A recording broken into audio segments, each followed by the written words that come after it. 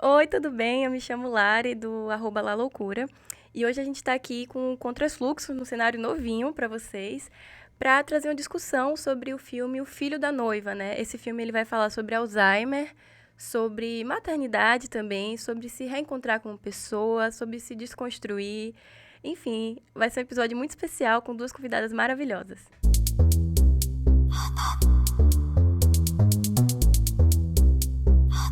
Estou aqui hoje com duas convidadas muito especiais. Meu nome é Noy Lopes Pontes, eu sou doutora e mestre em Comunicação e Cultura Contemporâneas na UFBA, né, na Facom.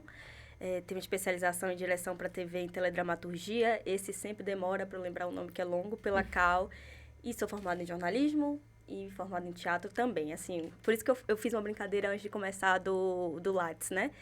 E queria fazer um convite para que as pessoas seguissem não só o meu Instagram, mas o Instagram da Escola Brasileira de Crítica Audiovisual, que é uma escola que eu criei esse ano, tentando pensar um pouco sobre essa formação, né, das pessoas do audiovisual no Brasil e dos próprios críticos e críticas, né? Então sigam lá, @enoilp, praticamente todas as minhas redes pessoais, e o @Escola Brasileira de Crítica no Instagram, tá bom? Muito massa. E Alice no País das Maravilhas, por favor. Eu sou Alice Goodwood Matos, sou psicóloga, sou psicanalista, estou aqui representando o Círculo Psicanalítico da Bahia, para falar um pouco também do nosso projeto, né? Porque O Filho da Noiva vai ser o filme da sessão Cinema e Psicanálise desse mês. E esse projeto é um projeto muito bacana, sou muito orgulhosa de fazer parte dele, porque visa justamente difundir a psicanálise a partir da análise de filmes, né?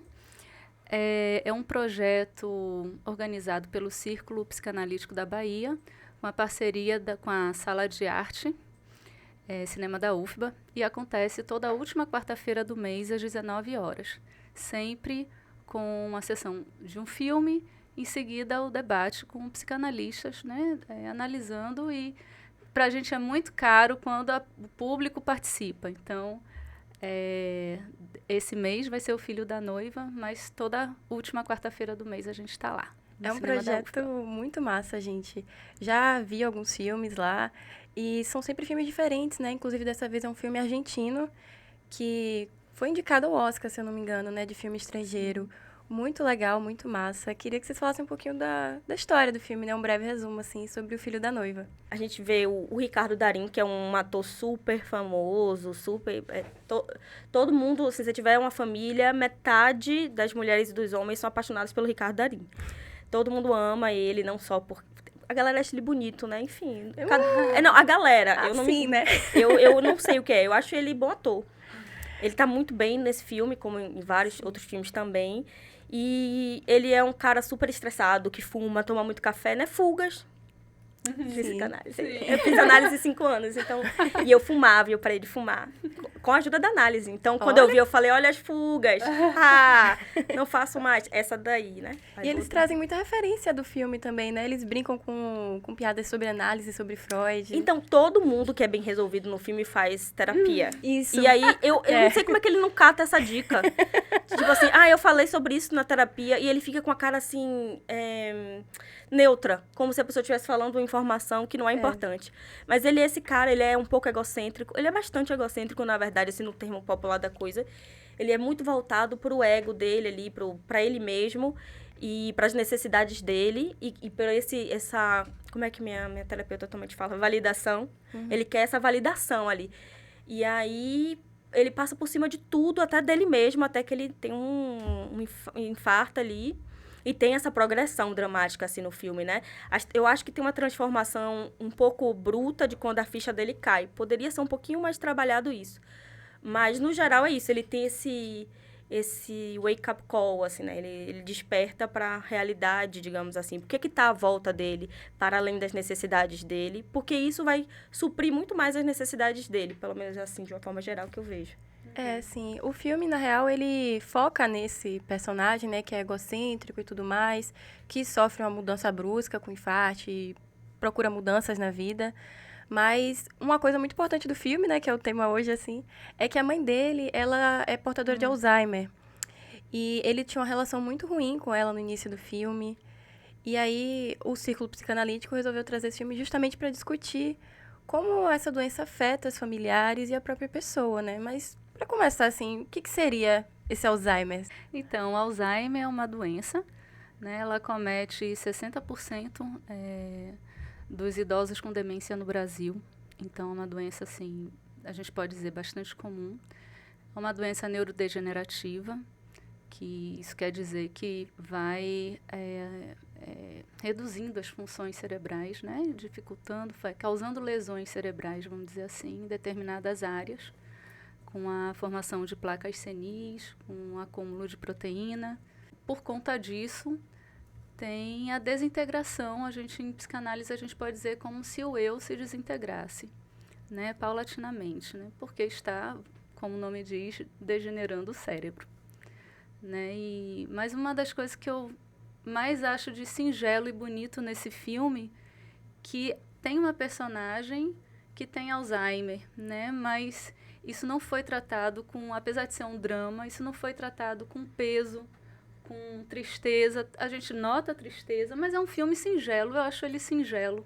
Eu acho que é um filme que fala de amor, né? Não sei se você concorda. É um filme que fala de amor. De amor de todas as formas, assim, possíveis. E tem uma coisa que eu acho curiosa, essa forma de olhar para essa mulher com a câmera, né? Como essa câmera... É muito surpreendente de pensar que esse filme é, acho que 2002, é do início dos anos 2000. Eu tenho a idade da filha dele, cara, mais ou menos. Eu tinha 10, 11 anos nessa época. No filme ele tem uma filha, gente, pra quem ainda não viu. Pra quem ainda não viu, ele tem uma filha. Criancinha. Uma criancinha. Então, eu falei, gente, eu era criancinha, né? Caramba. É porque eu já assistia filmes e eu achava que eu sabia bastante sobre a vida.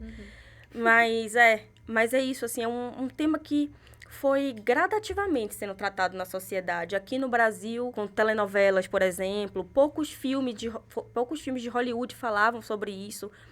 E não tem uma especularização. É uma coisa bem...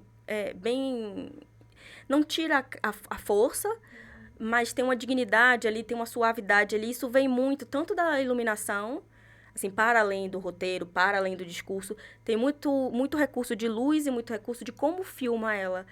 Em nenhum momento ela é filmada de forma que coloque ela vulnerável. Então, não tem nenhum... Nem acima, nem abaixo, né? Então, a gente não tem angulação que coloque ela como pequena, como infantilizada. Ela tem ali alguns dados da caracterização que colocam ela pontos de memória, assim, né? Então, tem a boneca, tem algumas coisas da roupa, mas algumas coisas ali você vê, ela tá sempre ajeitada, então... São pontos da caracterização dela que conectam ela para quem ela foi e o que ela é, né? E não é só verbal, né? Tem muito não dito ali. Então, eu acho que essa sensação que a gente tem vem muito de como a direção, a fotografia e a arte compuseram ali essa identidade visual, essa visualidade dessa mulher. E também de movimentação de cena, né? A forma, principalmente esse triângulo, né? Pai, o filho e ela... a forma como eles se movimentam, ela é mais estática, e eles estão sempre em movimentação. Então, isso demonstra que eles estão em outra conexão dela. Mas, ao mesmo tempo, isso não é feito de uma forma a colocar ela fragilizada. Ela nunca está com o corpo fragilizado, por mais que ela esteja desconectada da energia deles. Então, tem vários recursos ali. Apesar de o filme, quando você olha, assim... ele, à primeira vista, tecnicamente simples, tradicional, né? Tem muitos recursos cinematográficos ali que compõem isso, assim, que dão essa sensação. Até porque, quando a gente assiste o filme, a gente percebe que a Norma não é nada frágil, nunca foi frágil, né? Não. Então, em psicanálise, a gente traz muito essa questão do significante, né? O significante do nome. E aí a gente pensa, o nome dela é Norma. E o filho quis seguir a norma, não a norma mãe, mas a norma imposta pela mãe, né? Então, a vida dele era seguir essa norma ditada pela norma. E isso para mim ficou muito... me arrepio de pensar, né? Porque isso é tão comum na clínica, né? As pessoas chegam justamente tentando se haver com o próprio desejo, tentando se desvincular um pouco dessa necessidade de atender o desejo do outro, de atender o desejo da mãe. Então, o desejo da mãe, o desejo do pai é constituidor, né, do nosso psiquismo. Uhum. Vamos Né, ter lágrimas hoje. Mas, enfim, ela não era frágil e eu acho que, é óbvio, te ouvindo me clareia muita coisa, né? Porque eu não tenho essa visão, vamos dizer assim, do filme, né? Mas, de fato, ela não é frágil e nunca foi. Então, por que com Alzheimer ela seria? Então, acho que isso é uma das coisas que trazem mais singeleza para o filme, mais, né, beleza, né? A gente perceber que, apesar de toda a desintegração que a gente pode dizer da identidade, porque é uma desintegração da identidade, né? A pessoa, pouco a pouco, deixa de ser quem é. Né? E acho que é isso o principal ponto de conflito nas famílias. Porque, imagine o Rafael, né? Acostumado a seguir a norma, da norma. Sim. Se a gente pensar por esse lado, né? E aí se vê essa mãe com Alzheimer. Por que ele fica 1 ano sem ver a mãe, sabe? Certamente não é por falta de amor, né? Mas querendo negar essa mudança, que é uma mudança da própria mãe. É uma mudança de identidade. Então, esse é um dos principais conflitos que a gente pode pensar na família, né? Como lidar com uma pessoa que você percebe que não é mais aquela pessoa. Isso é muito forte no filme, porque, assim, ela tá lá de corpo, mas, de certa forma, esse eu se desintegrando, se esvaindo subjetivamente, também não tá mais ali. E uma coisa que você trouxe, essa questão da norma, para mim foi um estalo muito grande, porque no filme, diversas vezes, o Rafael, né, que é esse protagonista amargo que a gente falou, ele traz a necessidade, a vontade que ele tem de ser visto por essa mãe que não enxerga mais na visão dele, né? Tem uma fala no filme que eu achei muito forte, que ele tá no carro com o pai e ele comenta como eu queria que ela me visse agora viva. E o pai responde, ela ainda tá viva. Então, isso mostra bastante dessa falta que fica ali, né? Porque não é permitido um ponto final, mas também não é a mesma coisa. E como se encontrar nesse termo. E aí, o filme, ele romantiza algumas coisas, ao mesmo tempo que ele é muito visceral em outras. Por exemplo, a Norma, né, essa mulher, a mãe do protagonista, Rafael, ela é casada e o filme, inclusive, se chama O Filho da Noiva, porque ela e o noivo dela, o pai do Rafael, são casados há 44 anos, mas como ele era um homem ateu, né, ele não casou na igreja porque seria contra os seus princípios.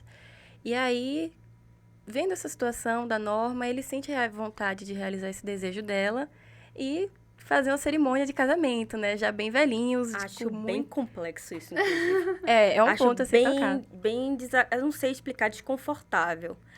Porque, por mais que a gente fique, ai, que lindo, que romântico, em alguns momentos, tem momentos que tem um constrangimento ali, porque eu acho que não é uma coisa... Eu concordo, eu me senti péssima porque eu concordo com o padre. Porque eu acho que ela não tá mais ali. Vai que ela não quisesse mais aquilo, sabe? Eu acho bem complexo. Mas como a gente pode embarcar na onda do filme, pode ser uma coisa aqui romântico. Mas só antes de talvez entrar nisso, só pra a coisa sobre Norma, cara, esse estalo aqui foi incrível. Porque, assim, se a gente pensar, ela tá meio que... Ela meio que contamina de uma forma positiva ou negativa que seja a vida de todas as pessoas que estão ali ao redor, né? Do amigo, tem um amigo dele que aparece, que você fica, gente, como é que eles vão amarrar por que eles colocaram essa personagem desse amigo, até que você entende no final, porque tinha que ter aquele amigo ali, né? Que é um amigo de infância, que comia o biscoito, aquilo ali é bem... simbólico, é bem emotivo, assim, né? Você fica bem... Pra mim é mais emocionante aquilo do que a coisa do casamento, em parte, assim, pra ser sincera. Me arrepiei. Mas é muito bonito. É muito uma cena bonito linda, a forma gente. como a gente vê que ele também estava num caminho ruim pra ele, né? Ele não estava confortável e ele volta pro trilho, assim, lembrando desse amigo, lembrando dessa vivência da infância e vai se reconectar com esse amigo e também com as memórias que ele tem com a mãe desse amigo. Consigo mesmo, né? Acima de tudo. O pai do protagonista tem... A mulher, a Norma, também foi o esteio da vida dele. Todas as pessoas que iam ao restaurante, eles têm um restaurante, amavam aquilo ali por causa dela. Então, ela é meio que uma figura central ali, que tá meio que emanando as regras, as experiências, as energias. E quando ela fica fora do ar, Do centro, né? Assim. exatamente. Todo mundo fica meio, tem essa desconexão, assim, né? De todos eles, assim. Ficam descentralizados, Não meio sabe o que perdidos. fazer, não sabe pra onde ir. E a coisa do casamento dentro da narrativa, pensando em estrutura de roteiro, serve um pouco pra isso, assim. Pra colocar todo mundo de volta no trilho, assim, né? Como se esse casamento fosse um closure, fosse uma forma de todo mundo ali se acertar com essa doença. É Mas isso. que poderiam ter outras formas, assim. Eu, roteirista, teria o quê? Poxa, frustrou esse casamento. Tudo bem que o casamento não é... Isso de não ser um padre de verdade, spoiler, gente, foi mal, mas o filme já tem 20 anos. mais de 20 anos, desculpa aí. Isso aí é positivo, porque, né, pra quem é religioso, aos olhos de Deus, pelo menos ali não aconteceu isso, sei lá, Foi né? simbólico, né? Mas ela não saber o que tá acontecendo é complexo pra mim. É isso. Eu queria até, puxando esse gancho, trazer uma pergunta para Alice, porque eu estava fazendo algumas anotações enquanto eu vi o filme e eu me perguntei a mesma coisa. Eu acho que esse casamento ele foi muito mais para o filho e para o pai darem concretude a essa mãe, né, que tá meio fantasmagórica, assim, de certa forma ali, do que para ela. E aí o filme ele alterna muito entre uma romantização extrema, como essa de colocar o casamento como algo bonito, e com o lado visceral também, porque de um lado a gente tem esse noivo super devoto, que passa 44 anos super apaixonado, e mesmo velhinho ele quer muito casar com ela. E de outro lado a gente tem um filho que abandona, um filho que ele só quer que a mãe sinta orgulho, que valide as conquistas dele, pra ela ver que ele venceu finalmente. E quando ele não consegue isso dela, ele meio que abandona, né? Precisa de todo um restauro dele aí, mudança pessoal pra recapitular essa parte. Mas o filme ele alterna muito entre essas duas visões. E aí a pergunta que fica é qual se encaixaria melhor com a realidade. Porque eu acredito que hoje pouca gente que sofre de Alzheimer tem esse marido devoto, né? E aí... É ficção. É pura Acho que ficção. não sei quem teria. É pura ficção. Mas a maioria acaba se encontrando em uma situação de abandono e tudo mais. E talvez isso afete mais ainda, se acredita que, tipo assim, piora a condição. E se esse casamento, ele foi algo legal, né? Porque, querendo ou não, o que Noi trouxe, né? Foi um pouco... Invasivo. É uma das coisas que me chamou a atenção no filme, né? Que vocês trouxeram invasivo, né? Não foi para ela. É uma das formas, né? Que a culpa que cada um carrega na vida cria seus caminhos, né? Então, eu também concordo. Eu acho que foi menos para ela. Mas o pai, para aliviar a culpa de não ter casado, no caso o marido, né? Qual é o nome dele? Esqueci o nome dele. Não lembro. Enfim. O noivo.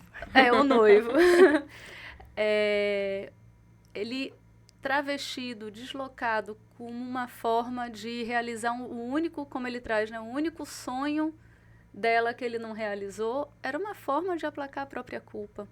E o Alzheimer, assim como qualquer outra doença degenerativa, tipo câncer, doenças que a pessoa vai morrendo aos poucos, né? Possibilita que a família já fique enlutada antes da própria morte, porque há a iminência da morte. A morte é inevitável naquela situação. Então, é o que a gente chama de luto antecipatório. O noivo precisava desse casamento para elaborar esse luto que ele já estava sentindo. Né? Então, com muita culpa por não ter realizado antes, né? Principalmente quando ele se dá conta de que ela fez muitos sacrifícios por ele, né? Então ele sentia na obrigação de retribuir, mas para mim está muito nítido que era uma culpa, não só uma culpa, mas também uma forma de negar o que estava acontecendo com ela. E isso é muito comum em qualquer processo de luto. A gente tem a fase da negação, né? Então, ele acreditava, de certa forma, que o casamento poderia fazer com que ela melhorasse. Sim, Ele ignora, né? Várias vezes que ela tá numa outra condição. Ele conversa com ela e... Ele traz uma fala no filme que encaixa muito bem aqui. Eu anotei essa fala, inclusive, que mostra perfeitamente tudo isso. Quando eles já realizaram a cerimônia simbólica do casamento e tudo mais, ele olha pra ela, só os dois na mesa, e fala assim: a mim você não engana. Sei que se faz de boba. No fundo, é a mesma norma de sempre. E eu estarei pra sempre ao seu lado. Então, ele realmente... É uma negação bem forte. Eu acho que, na verdade, as pessoas lidam com os traumas, as dificuldades, cada pessoa do jeito que ela pode, né? Então, eu acho que tem dois extremos aí. Todos os dois, tanto o protagonista quanto o pai Rafael, tanto o Rafael quanto o pai dele, estão lidando de formas que eu acho que poderiam ser melhores, mas é a forma que eles conseguem. Mas são dois extremos. De um lado, o Rafael coloca a mãe como uma pessoa que está completamente... Isso que você falou, né? Morte. Parece que ela já morreu, assim, e como se ela não existisse mais. É só a carne que tá lá. Exatamente. E o pai dele como se ela fosse ainda a mesma pessoa. Então, tem um meio do caminho aí que eu acho que eles conseguem encontrar. Que talvez o casamento seja justamente para eles dois por isso, assim, como se fosse quase um velório em vida, mesmo que isso seja creepy, né? Boa, mas como se eles estivessem fazendo uma celebração dela com ela ali, né? Uma missa de corpo presente, não sei, gente. É bem complexo, porque eles estão ali com ela, eles querem celebrar a vida dela, enquanto ela ainda tá ali. Então, só que ninguém vai fazer um velório com a pessoa viva, né? Então, o casamento... É porque é um pouco... Fica naquele... Se vocês observarem a construção do cenário, das movimentações, tem uma coisa meio... A luz não é tão... Não tem aquela coisa de casamento, que quando vocês virem filme que tem casamento.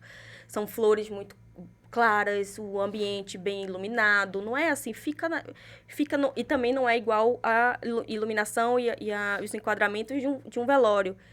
Na verdade, é um meio termo ali. Então, parece que no final do filme eles estão um pouco mais confortáveis. Mais o Rafael do que o pai, porque eu acho que o pai vai ser muito difícil para ele aceitar que a Norma saiu dessa sintonia, assim, de regulação, né? A venda do restaurante, por exemplo, é uma coisa que é boa pro Rafael, né? Dele encerrar esse ciclo. Acho que ele comprar o restaurante em frente não ajuda muito. Para o café, o cigarro, vou infartar. Mas para fechar o ciclo da mãe, eu acho que faz sentido. Porque aí não tem essa sombra dessa regulamentação de como ela fazia, de como os pais viviam, da felicidade dos pais. Dos quadros dela na parede, olhando ele, né? Tinha totalmente. Muito quadro dela no São várias questões assim. Mas eu acho que esse filme é um filme que consegue, por exemplo, dar essa organizada nas camadas, porque são muitas personagens e todas elas têm questões muito grandes, assim, né? A filha, coitada, o pai de um lado, aí tem o padrasto, tem a mãe e tem a namorada do pai. Aí o protagonista, Rafael, tem um infarto, tem restaurante, tem a mãe dele, a Norma que tá completamente out, e todo mundo querendo um pedaço dela ali, que ela acorde de um transe, e na verdade não é isso, né? Não é bem Dando isso. significação pra ela, né? Colocando nela um significado que ela não pode atribuir pra ninguém. Exatamente. Que eu acho que é o que a gente faz com as mães, né? Na verdade. Não sei, estamos aqui com a psicanalista, mas a impressão que eu tenho é que a gente coloca as mães nesse lugar, assim, né? Eu faço isso com a minha mãe. Minha mãe tem uma questão de saúde física, assim, que há muitos anos, lentamente, assim, né? Uma coisa lenta, assim, que, enfim, que é controlável. Mas é que a início a gente não sabia, assim, né? Por isso que eu falei, lágrimas. Mas, enfim, hoje em dia eu sou de boas, assim, com isso, assim, né? De ser tranquila, assim. A minha psicanalista falou que você tem que também não ficar o tempo inteiro sofrendo, como vou sofrer aqui. Não, é deixar a pessoa existir e quando for o momento dela morrer, você sofre de uma vez só, né? Muito pesado esse assunto, mas... por que eu estava falando tudo isso? Alguém lembra que eu comecei tudo isso? Associação Livre. Eu fico pensando assim, o que é a norma, né? A figura da mãe, isso. A norma é aquela referência que a gente tem de comportamento. É verdade. E eu achei bem acertada a escolha do nome. Inclusive, a atriz se chama Norma, não sei se... Norma alguma coisa, mas eu não sei se teve a ver com isso ou não, mas... eu prefiro acreditar que foi uma escolha do roteirista mesmo, né? De justamente trazer essa relevância das mães, né? Das primeiras, não só das mães, óbvio, né? A psicanálise, né, tem evoluído muito com relação a essa perspectiva. Embora a gente ainda fale função materna, função paterna, a gente sabe que não é necessariamente a mãe, não é necessariamente o pai que exercem essas funções, né? Sim, sim. Mas como se fosse. E, enfim, e a norma era aquele ente, como, né, como todas as mães, em aspas aí, que as pessoas que exercem essa função na vida da criança, né?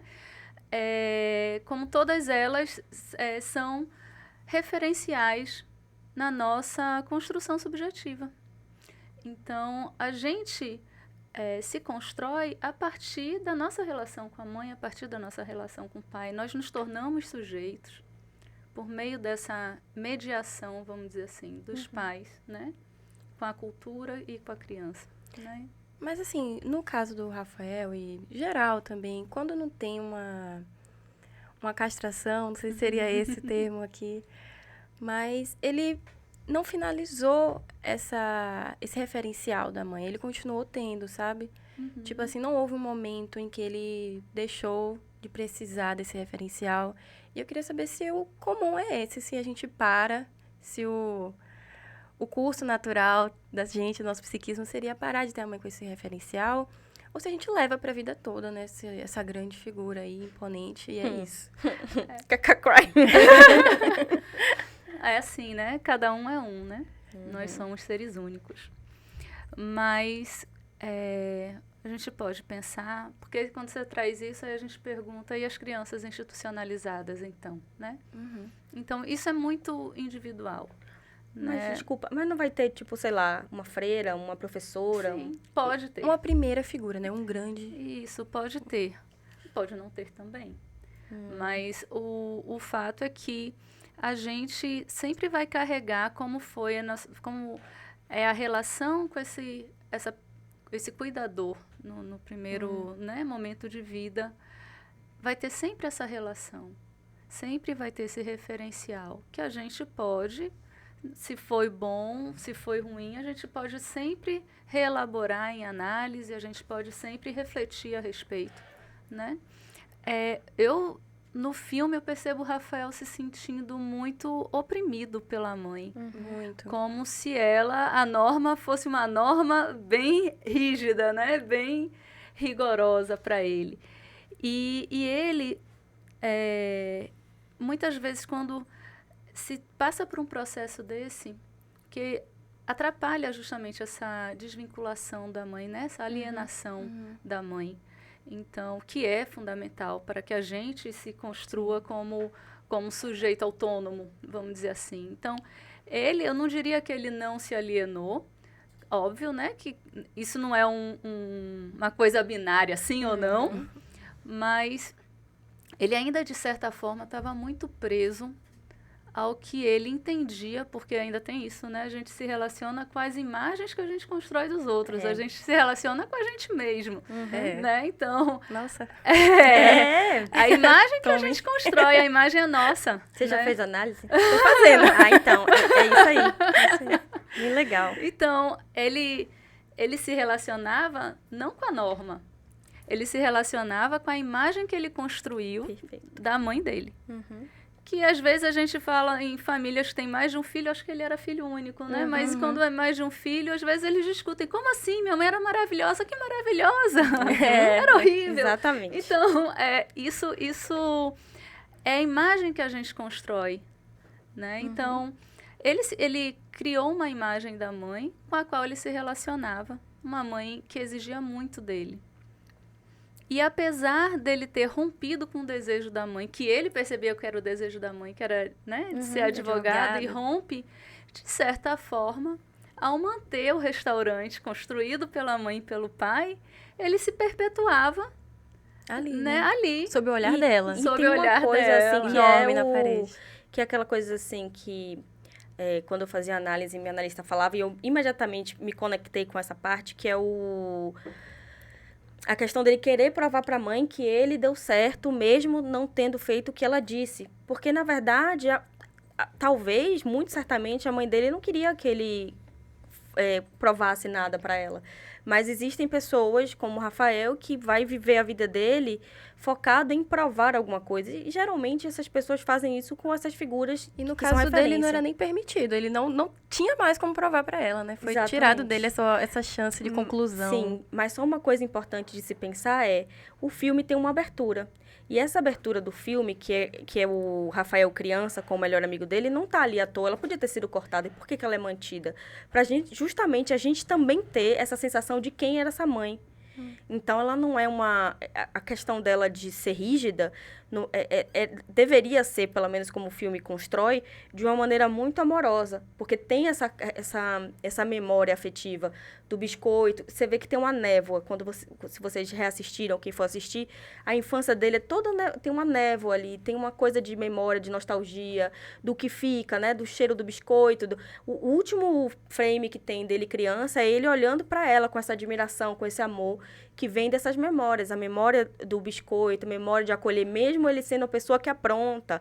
Então, ela faz existe essa relação bem construída dessa organização, colocar ordem na vida versus esse amor, essas lembranças olfativas, sensoriais, né? De tato, olfato, de visão, todos os sentidos ali.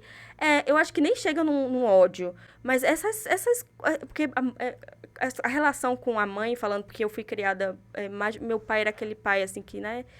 Não tá tão presente na educação. A minha mãe foi muito presente na minha educação. Meu referencial foi ela. Tem essa coisa de querer o bem, mas como o bem é um bem muito específico do lado de lá e tem como recebe isso daqui. Então, eu acho que isso é construído assim no filme. Porque se a gente não tivesse essa memória de quem ela é, a gente não conseguiria se conectar com essa personagem da forma que a gente se conecta, né? É verdade, a gente sente empatia por ela também, né? E a gente tem uma memória dela. Quando você vai vendo quem ela é, você fala, nossa, é aquela mãe do biscoito. E você criou. Porque essa sensação do... Eu sou taurina, Nossa. gente. A sensação do biscoitinho, Oh, a comidinha que a mãe faz, né? os cheiros. Como tem a névoa, você consegue... Como se fosse uma memória nossa. Aquele pacto com o espectador inicial, né? Que a abertura é justamente, geralmente isso. Então, tem aquele pacto com o espectador. Olha essa aqui. Essa redoma que eu vivia. E olha a minha vida como é agora. Perfeito, realmente. Interessante, né, gente, que o tema principal era sobre Alzheimer, sobre como afeta a família, a gente acabou caindo em maternidade. Mas é Esse isso. Mas Porque afinal a noiva é mãe, né? É isso. Então, e outra coisa, é a gente pensar que é o que essa doença faz à família. O impacto que isso tem, né? É a pessoa reguladora, é a pessoa que conecta, é a pessoa que é a geradora de memórias. É o elo que segura todo mundo que tá perdido. Não é sobre Alzheimer em alguém, é sobre Alzheimer em uma mãe. Então, acho que acaba adentrando aí. Já a arte serve para isso, né? Freud já dizia, né? Com A arte é uma certeza. forma de sublimar nossas questões psíquicas, nossas questões inconscientes, né? Porque a arte é tão debatida, é tão questionada, né? Porque cada um tem seu psiquismo, cada um tem sua forma de lidar com determinados elementos da arte. Às vezes até uma pessoa duas pessoas gostaram do mesmo filme, amaram intensamente o filme, mas quando pergunta por quê, foram É completamente diferentes, razões opostas às vezes. Mas é isso, é porque a arte toca nosso inconsciente, né? A arte toca nosso mais íntimo. Né? Com então, certeza. Eu acho que é essa a beleza do projeto, que a gente pode discutir sobre isso, né?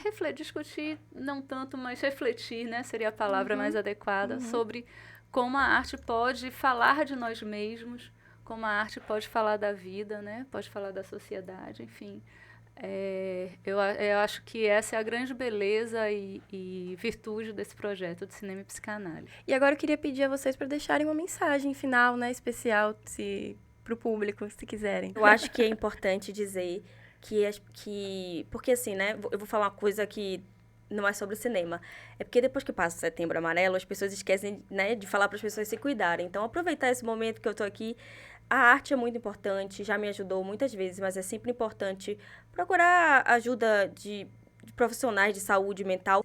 Todas as pessoas do planeta Terra precisam de uma assistência, né, de saúde mental. Então, com questões, né, na família, quando tem alguma questão como Alzheimer ou uma outra doença ou ou vestibular, Enem, ou o dia a dia mesmo, filho, trabalho, a gente precisa ter um profissional que converse com a gente. Eu fiz análise 5 anos, esse ano eu comecei a fazer terapia sistêmica. E assim, não é para eu dizer, ai, minha vida mudou, mas minha vida mudou de verdade mesmo. E conseguir ser uma profissional melhor e entender melhor sobre cinema, olha só. Então, eu acho que eu deixaria essa mensagem para seguir a @Escola Brasileira de Crítica no Instagram. Olha, se o Rafael tivesse feito terapia, não teria nem tido filme, né? Não, mas todo mundo dá dica pra ele, coitado. Ele não saca. A ex-mulher e a namorada fazem. Por que ele não vai, né? Podiam dar um cartãozinho pra ele, olha só. Faltou. A namorada é psicóloga, né? Isso Não, diz acho que não. muito. Ela é psicóloga? Eu acho que é. Eu acho que é. Que ela vai estudar isso Ela na comentou, Espanha, né? É. É verdade. O que será que isso quer dizer, né? Coitada. Então, referendando o que a Noi traz, né? Saúde mental é muito importante, o autocuidado, isso é muito importante. Importante pensar que a vida sempre ocorre no gerúndio, né? Nossa. E o filme mostra como eventos totalmente diferentes, né, podem ser decisivos para a nossa vida, para a gente refletir sobre como nós somos, como nós agimos, né? E se a gente faz análise, eu estou vendendo meu peixe, obviamente, mas a gente consegue refletir e reelaborar várias questões da infância, inclusive, para nos ajudarmos a sermos melhores com quem somos, né? A gente não... o objetivo de nenhuma análise é mudar ninguém, a menos que essa pessoa queira mudar e perceba que seja melhor para ela.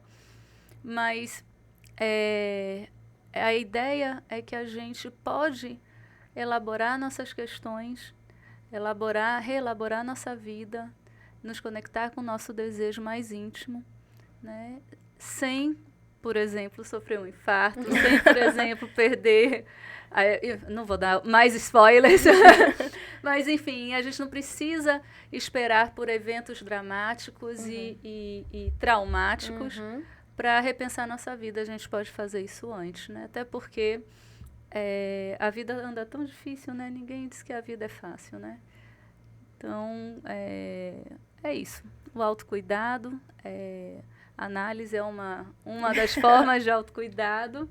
E acho que é isso que a gente mais quer com esse projeto, difundir a psicanálise para o público, inclusive, né, quebrar certos mitos quanto à psicanálise. E é isso. E convidar, aguardo né? todos, né? Resumindo, gente, façam análise, vale a pena, é muito bom. Fica aí a minha dica também. E muito obrigada a todos vocês também por terem assistido. Quem quiser, quem puder, na verdade, por favor, comentar, curtir, compartilhar. Sigam a página @círculo_psicanalítico_BA para ter mais informações sobre nossos cursos, nossos eventos e sobre também as sessões do Cinema e Psicanálise que a gente posta lá. Muito obrigada.